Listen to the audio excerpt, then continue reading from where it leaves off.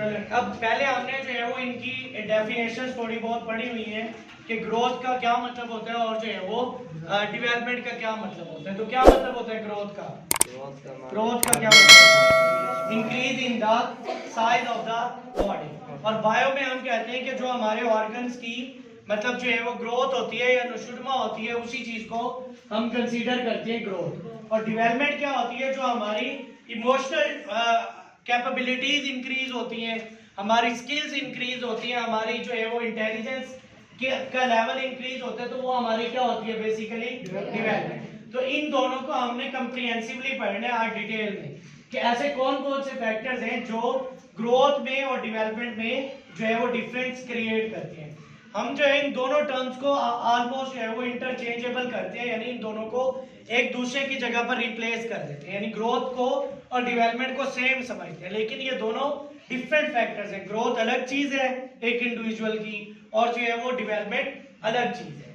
अब ग्रोथ आप लोगों ने ही मुझे बता दिया कि ग्रोथ क्या होती है, यानी अगर आपको गुस्सा आता है फिर आप जो है उस गुस्से को कंट्रोल कर लेते हैं तो इट मीन आप बड़े हो गए, या आप जो है वो डेवलप हो गए, या आपने अपने अंदर ये स्किल पैदा कर ली है कि आप जो है वो अपने इमोशंस को या अपने गुस्से को दूसरों के सामने जाहिर नहीं करते। तो ये आपकी डेवलपमेंट है, ये ग्रोथ है, डेवलपमेंट है। ठीक है, ग्रोथ का मतलब है कि आपका सिर्फ और सिर्फ बॉडी का साइज इंक्रीज हो जाए, ठीक है।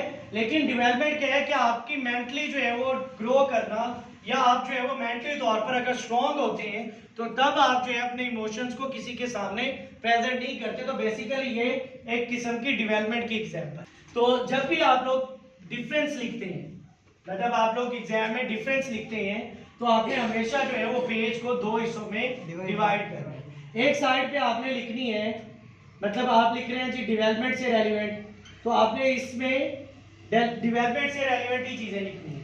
और यहाँ पर अगर आप ग्रोथ लिख रहे हैं तो यहाँ पर आपने ग्रोथ से रेलिवेंट चीजें ही लिखनी है। फिर यहाँ पर आपने जो है वो डेवलपमेंट से रेलिवेंट कोई भी चीज नहीं लिखनी।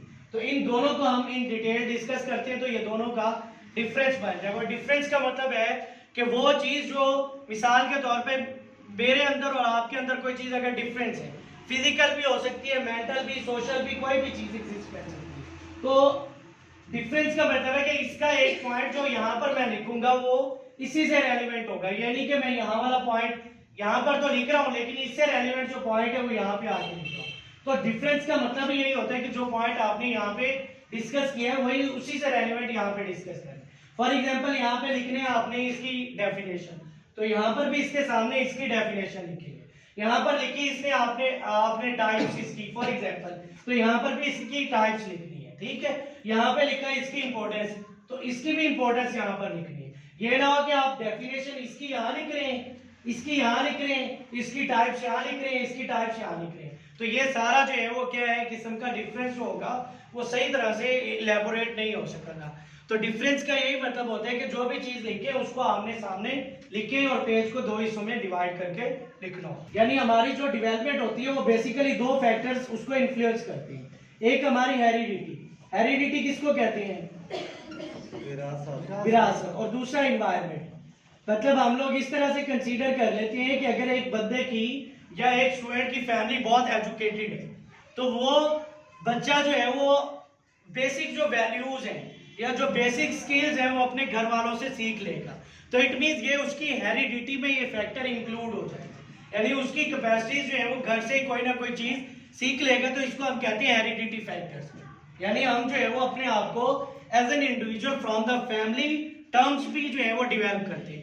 दूसरा आ गया इन्वायरमेंट। इन्वायरमेंट का मतलब है कि वो इंडिविजुअल्स या वो लोग जिनके साथ वो स्टूडेंट जो है वो इंटरेक्ट करते हैं। अगर किसी स्कूल का इन्वायरमेंट इस तरह का नहीं है कि वो जो है वो इमोशनल बच्चों को जो है वो डेवलप करते हैं, तो इट मीन उस इन्वायरमेंट का जो है वो क्या होगा, उसके ऊपर असर होगा और वो बच्चा भी चीजें नहीं सीखेगा। तो इट मीन हमारा जो हेरिडिटी फैक्टर होता है और जो इन्वायरमेंट होता है वो भी किसी भी इंडिविजुअल की डेवलपमेंट में रोल प्ले। यानी ग्रोथ हमेशा जो है वो क्वांटिटेटिव होती है, यानी हम ग्रोथ को मेजर कर सकते हैं in terms of any value, कि हम जो है इसको नंबर दे सकते हैं या नहीं दे सकते। जबकि जो हमारे पास क्या कहते हैं जी डेवलपमेंट, ये क्या होती है, क्वांटिटेटिव भी होती है और क्वालिटेटिव भी होती है इन नेचर।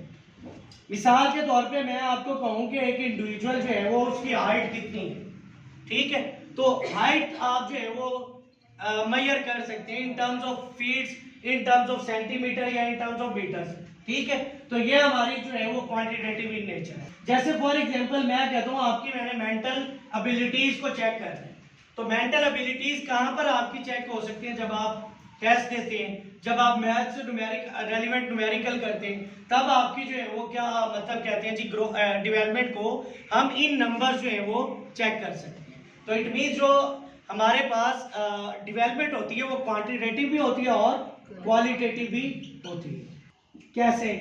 ये तो सिंपल सी बात है, ये पहले भी आपको बता।